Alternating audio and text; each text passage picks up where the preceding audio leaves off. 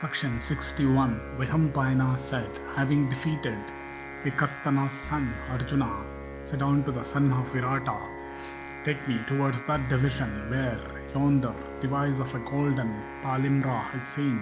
There our grandfather Santanu's son, like unto a celestial, waiteth desirous of an encounter with me. Thereupon, beholding that mighty host thronged with cars and horses and elephants, Uttara, sorely pierced with arrows, said, O hero, I am no longer able to guide thy excellent steeds. My spirits droop and my mind is exceedingly bewildered. All the directions seem to be whirling before my eyes in consequence of the energy of the celestial weapons used by thee and the Kurus. I have been deprived of my senses by the stench of fat and blood and flesh. Beholding all this from terror, my mind is, as it were, cleft in twain. Never before had I beheld such a muster of heroes in battle, and at the flapping of fences, and the blare of conches, and the leonine roars made by the warriors, and the shrieks of elephants, and the twang of the Gandiva resembling the thunder, I have, O hero, been so stupefied that I have been deprived of both hearing and memory. And O hero, beholding thee incessantly, trying to circle in course of the conflict, the Gandiva which resembled the circle of fire, my sight faileth me, and my heart is rent asunder. And seeing thy fierce form in battle, like that of the wielder of the Pinaka, while inflamed with wrath, and looking also at the terrible arrows shot by thee, I am filled with fear. I fail to see when thou takest up thy excellent arrows, when thou fixest them on the bowstring, and when thou lettest them off. And though all this is done before my eyes, yet deprived of my senses, I do not see it. My spirits are drooping, and earth itself seems to be swimming before me. I have no strength to hold the whip and the reins. Hearing these words, Arjuna said, do thou not fear. Assure thyself, thou also hast on the field of battle performed, O bull among men, wonderful feats. Blessed be thou, thou art a prince, and born in the illustrious line of Matsyas. It behoveth thee not to feel dispirited in chastising thy foes. Therefore, O prince, stationed on my car, muster all thy fortitude and hold the reins of my steeds, O slayer of foes, when I once more become engaged in battle. Vaisampayana continued, having said this unto Virata's son, that best of men and foremost of car warriors, the mighty armed Arjuna, again addressed the son of Virata, saying, take me without delay to the van of Bhishma's division. I will cut off his very bowstring in the battle. Thou shalt behold today the celestial weapons of blazing beauty, shot by me, look like flashes of lightning, disporting amid the clouds in the sky.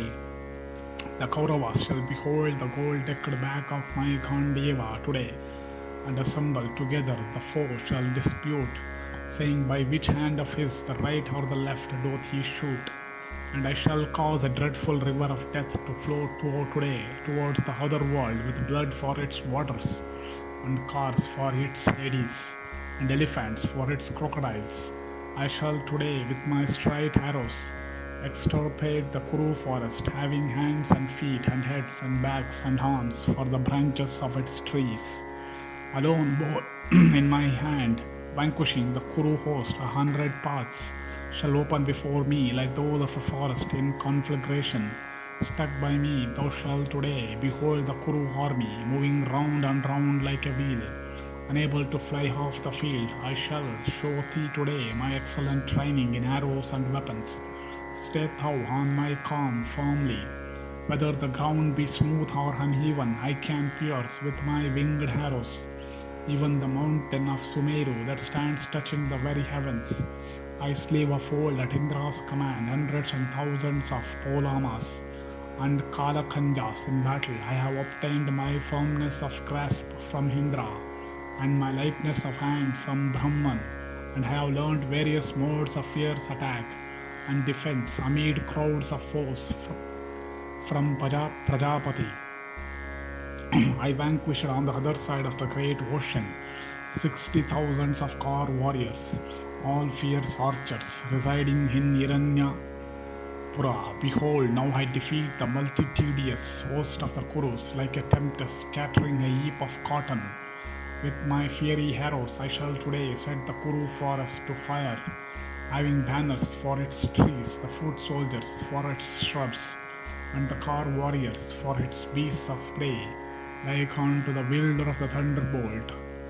Overthrowing the Dhanavas, alone I shall with my straight arrows bring down from the chambers of their cars the mighty warrior of the Kuru army, stationed therein and struggling in the conflict to the best of their power.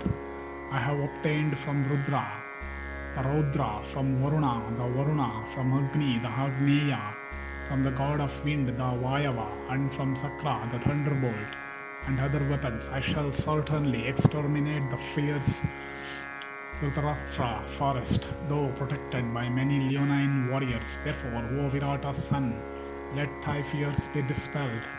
Vaisampayana continued, thus assured by Savyasachin. The son of Virata penetrated into the fierce array of cars protected by Bhishma. The son of Ganga, however, of fierce deeds, cheerfully withstood the mighty armed hero advancing from desire of vanquishing the heroes in battle. Jishnu, then confronting Bhishma, cut off his standard clean off at the roots by shooting a gold-decked arrow pierced by which it fell to the ground.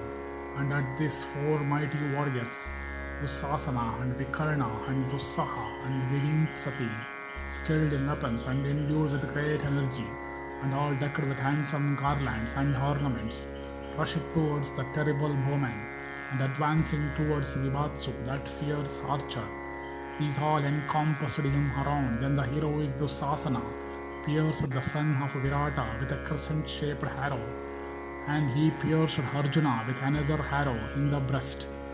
And Jishnu, confronting Dusasana, cut off by means of a sharp-edged arrow, furnished with vulturine wings, his adversary's bow plated with gold, and then pierced his person in the breast by means of 5 arrows, and afflicted by the arrows of Partha, Dusasana fled leaving the combat. Then Vikarna, the son of Dhritarashtra, pierced Arjuna, that slayer of hostile heroes, by means of sharp and straight arrows furnished with vulturine wings, but the son of Kunti, within a moment hit him also in the forehead with straight shafts, and pierced by Arjuna, he fell down from his car. And at this Dusaha, supported by Vivingsati, covered Arjuna with a cloud of sharp arrows, impelled by the desire of rescuing his brother. Dhananjaya, however, without the least anxiety, pierced both of them almost at the same instant by means of couple of keen-edged arrows, and then slew the steeds of both. And thereupon both those sons of Dhritarashtra, deprived of their steeds and their bodies mangled, were taken away by the warrior behind them who had rushed forward with other cars. Then the unvanquished Vibatsu, the mighty son of Kunti, decked with diadem and sure of aim, simultaneously attacked all sides with his arrows. Thus ends the 61st section in the Go-harana Parva of the Virata Parva.